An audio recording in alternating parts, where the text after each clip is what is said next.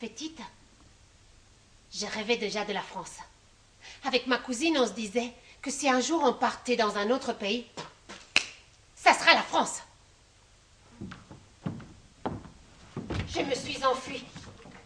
C'était très difficile de passer la frontière entre le Portugal et l'Espagne. On était obligé de passer à pied.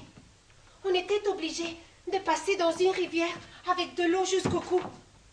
On est passé dans un canal qui était très étroit. On pouvait passer que un par un. On ne pouvait pas regarder en arrière, sinon on pouvait être déséquilibré et tomber. On est passé de nuit.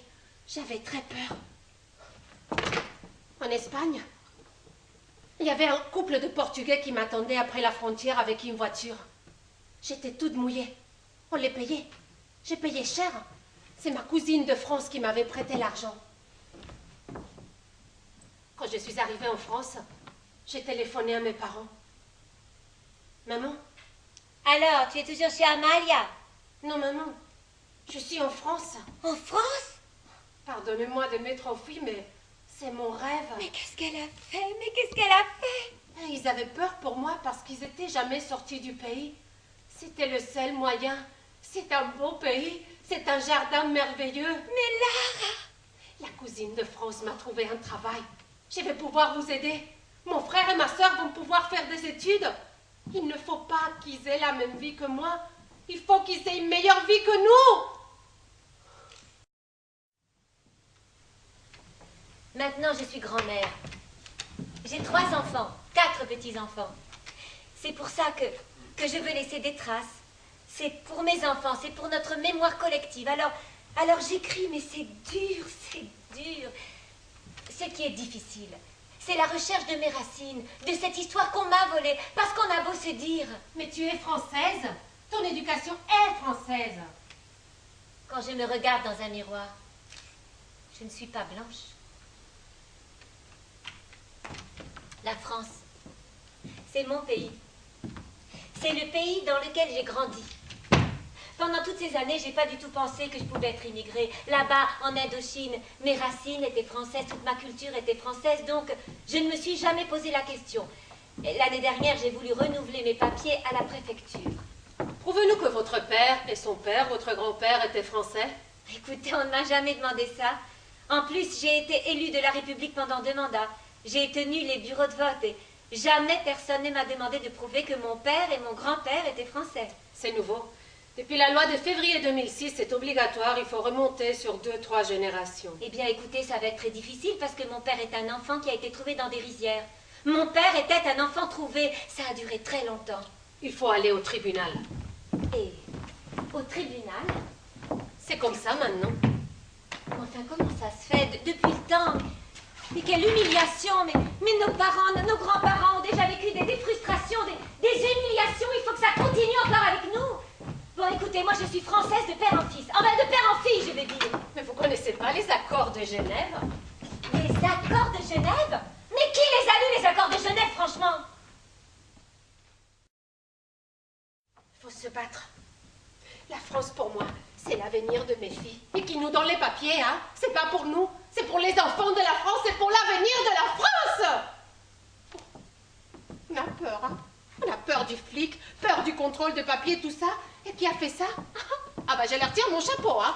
Parce que il est en train de tuer les gens comme ça, avec une guerre froide, avec les stress, avec la peur. À ma famille, je dis, quand vous toquez à la porte, toquez pas fort, doucement, comme ça je sais que c'est vous. Avant la France, c'était le paradis, maintenant c'est l'enfer. Moi je veux que mes filles réussissent. Bah oui, hein? Comment elle s'appelle? Rachida Dati, hein? Elle est cadre, hein? Elle est quelque chose maintenant. Puis l'autre, Fadela Mara. Ah. Moi, je veux que mes filles soient bilingues. Puis j'aimerais bien qu'elles apprennent la religion.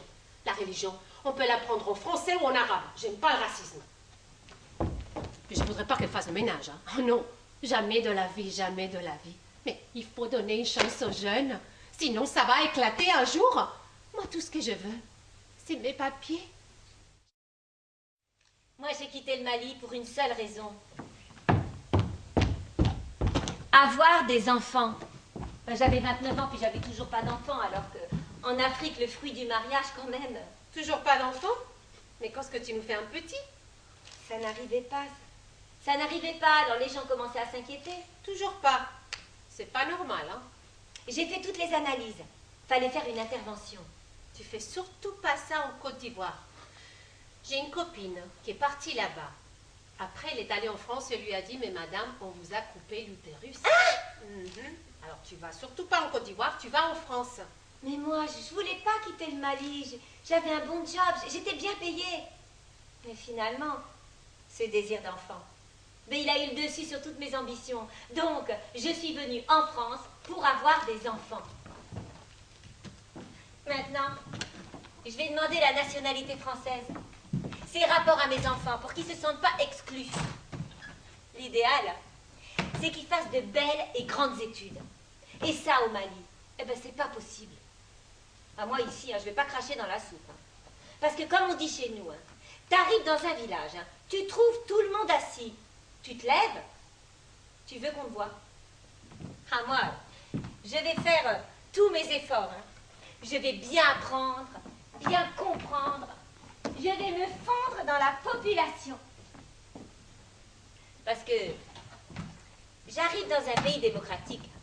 Je vais pas commencer à aller crier sur les toits, oui, il y a ça qui va pas, et le racisme. Alors que dans mon propre pays, eh bien, il y a beaucoup de comportements à remettre en question. Nous, les femmes, on s'intègre beaucoup plus facilement que les hommes. Ah, les hommes. Mais ils sont restés avec leurs idées africaines, là. Ils sont restés dans leur village. Non, mais c'est pas parce qu'ils prennent le métro que dans leur tête, ça tourne. Moi, mon mari, je les bouscule, je lui dis, mais va accompagner les enfants à l'école, mais regarde les cahiers. Mais les hommes, ils ne parlent que du pays. Mon pays est resté pendant presque 50 ans dans un régime totalitaire, communiste. Je suis roumaine. J'ai fait des études et j'ai commencé ma carrière d'avocate. Chez moi, la corruption est partout. Vous êtes renvoyé. Comme ça, sans préavis, sans rien. Et pour cette raison, j'ai commencé à penser que je ne pourrais pas me réaliser professionnellement dans mon pays. Si tu es jeune, si tes parents n'ont pas de relation, ou si tu n'es pas riche, tu ne peux pas commencer ta carrière. Comme jeune avocate, je touchais même pas 200 € net. En plus, j'aidais ma mère. Après mes frais, j'avais seulement 20 €. J'étais donc obligée de frauder presque tous les jours dans le transport public. C'était une situation pénible pour quelqu'un qui commence une carrière juridique. Petit à petit, j'ai commencé à reprendre une vie assez normale. J'ai trouvé un travail à temps partiel. Comme nounou, je cherche un CDI. Je continue à travailler la langue française parce que comme ça, je peux m'inscrire pour suivre une maîtrise dans le droit des affaires. Dans mon pays, il y a plein de gens qui ont besoin d'aide. Et pour aider, bien sûr, tu peux aider moralement l'homme, tu peux lui dire « Écoute, tu dois avoir de la confiance. » Mais il faut aussi l'aider avec un petit peu d'argent. Il me faut une fortune pour aider mes concitoyens.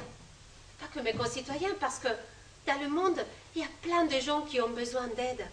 Donc, mon projet, ce serait de devenir une avocate d'affaires de succès ou une femme d'affaires de succès pour finalement aider